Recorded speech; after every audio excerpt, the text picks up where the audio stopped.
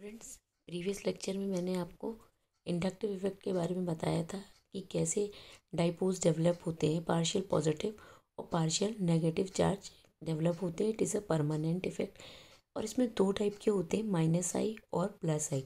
मैंने आपको बताया था कि एक इलेक्ट्रॉन विथड्रॉइंग ग्रुप होता है और एक इलेक्ट्रॉन डोनेटिंग ग्रुप होता है।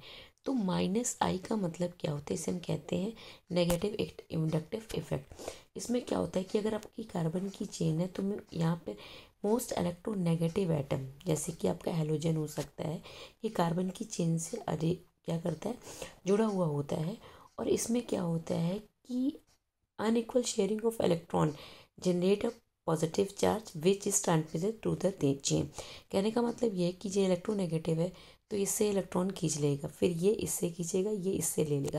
कहने का मतलब है कि ये इलेक्ट्रॉन्स क्या है, मोस्ट इलेक्ट्रोनेगेटिव एम है, तो यहाँ पे क्या होगा, पार्शियल पॉजिटिव, यहाँ पार्शियल नेगेटिव, फिर ये इससे ले लेगा।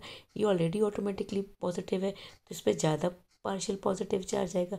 जैसे जैसे चेन आपकी इंक्रीज करती है तो आपका जो है पार्शियल पॉजिटिव चार्ज डेवलप होता है, और जो मोस्ट इलेक्ट्रोनेगेटिव एटम है उस पर क्या होता है, पार्शियल नेगेटिव। तो दोनों पे डाइपोल्स डेवलप हो रहे हैं, पॉजिटिव एंड नेगेटिव। तो इसे हम क्या कहते हैं, माइनस आई इफेक्ट। दिस कॉसा, ये मैंने कहा था कि ये परमानेंट है, डाइपोल है, क्योंकि पॉजिटिव एंड नेगेटिव डेवलप हो गए। और इस पे क्या है कि जो भी हमारा इलेक्ट्रोनेगेटिव, जैसे मैंने आपको क्लोराइड लेके बताया, तो मोस्ट इलेक्ट्रोनेगेटिव एटम है तो उस पर पार्शियल नेगेटिव हुआ, और आपका जो कार्बन की चेन है उस पर क्या हुआ, पॉजिटिव हो गया। क्योंकि इलेक्ट्रॉन, अगर ये मोस्ट इलेक्ट्रोनेगेटिव एटम है तो ये इलेक्ट्रॉन्स को अपनी तरफ खींचता है, तो इसे हम कहते हैं इलेक्ट्रॉन विड्रॉइंग, विड्रॉ कर रहा है। तो इसलिए इसको कहते हैं हम इफेक्ट को इलेक्ट्रॉन विड्रॉइंग इंडेक्टिव इफेक्ट और माइनस आई। अब क्या होता है कि प्लस आई या पॉजिटिव, अब ये कार्बन की चेन है आपकी, ठीक है। इसमें क्या होता है कि ये कार्बन क्या करे, अल्किल ग्रुप जो होता है कि हमारी चेन से जुड़ा, जो कि खुद इलेक्ट्रॉन्स को अपनी तरफ खींचे, अट्रैक्ट करे। तो क्या होता है कि इसमें है कि ये रिलीज, ये क्या करता है कि ये देता है प्लस। मैंने आपको कहा था कि प्लस अगर आई है, प्लस आई इफेक्ट है तो कोई भी आपका एल्किल ग्रुप होता है ये क्या करेगा, इलेक्ट्रॉन्स को देगा चेन की तरफ, ठीक है। जब ये चेन के इलेक्ट्रॉन को देगा तो क्या हो जाएगा कि कार्बन चेन पे क्या हो जाएगा, positive charge, positive inductive effect होगा। क्योंकि ये क्या कर रहा है, इलेक्ट्रॉन को डोनेट कर रहा है, अट्रैक्ट नहीं कर रहा है। वहाँ पे ये टेंडेंसी नहीं है कि हमारा कोई इलेक्ट्रोनेगेटिव एटम अटैच हो। ऐसा हो सकता है कि प्लस आई हो जो कि इलेक्ट्रॉन्स को दे। तो इस इफेक्ट को हम क्या कहते हैं, प्लस आई इफेक्ट और पॉजिटिव। तो दो टाइप के मैंने आपको बताया, एक क्या था आपका नेगेटिव इंडक्टिव इफेक्ट, दूसरा सा पॉजिटिव इंडक्टिव इफेक्ट। इसे हम माइनस आई और प्लस आई कहते हैं। इसी के अकॉर्डिंग एक दूसरा है जिसे हम कहते हैं रेजोनेंट इफेक्ट। रेजोनेंट इफेक्ट का मतलब होता है, इसको हम नॉर्मली कहते हैं डीलोकलाइजेशन ऑफ पाई इलेक्ट्रॉन। अब आपको पता है कि पाई इलेक्ट्रॉन या पाई बॉन्ड बनता कैसे है, कि डबल बॉन्ड, जब दो बॉन्ड हो तो ये एक सिग्मा और एक पाई होता है। तो ये कैसे होता है कि जो आपका पी ऑर्बिटल है वो लेटरल, मैंने कहा था कि जो आपका पी है वो क्या करता है, जो पी है वो आपकी लेटरल ओवरलैपिंग से पाई बॉन्ड बनाता है, ये शायद मैंने आपको बताया हुआ था। तो ठीक ये जब ओवरलैपिंग करता है तो क्या होता है, डबल बॉन्ड बनता है। तो इससे क्या होता है कि जो पाई बॉन्ड का डीलोकलाइजेशन, मैं आगे बताऊंगी कि ये एक सिग्मा है और एक पाई है। तो इस पाई बॉन्ड का डीलोकलाइजेशन मतलब कि चेन में ये ट्रांसफ़र होता है। तो इससे जो अलग अलग स्ट्रक्चर बनते हैं due to delocalisation of pi electron, उसे हम कहते हैं रेजोनेटिंग स्ट्रक्चर। और इस इफेक्ट को हम क्या कहते हैं, आपका रेजोनेंस इफेक्ट।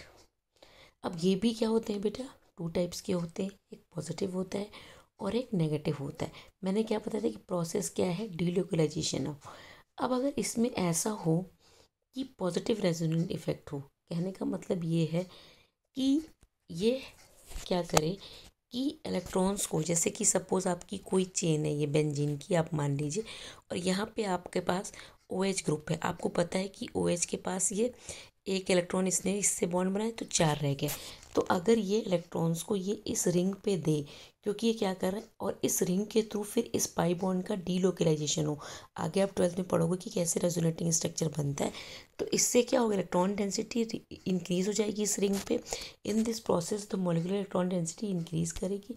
तो हम इसको क्या कहते हैं, क्योंकि ये जो ग्रुप है आपका इलेक्ट्रॉन्स को रिंग को दे रहा है, तो इसे हम क्या कहते हैं, पॉजिटिव रेजोनेंस इफेक्ट और प्लस आर।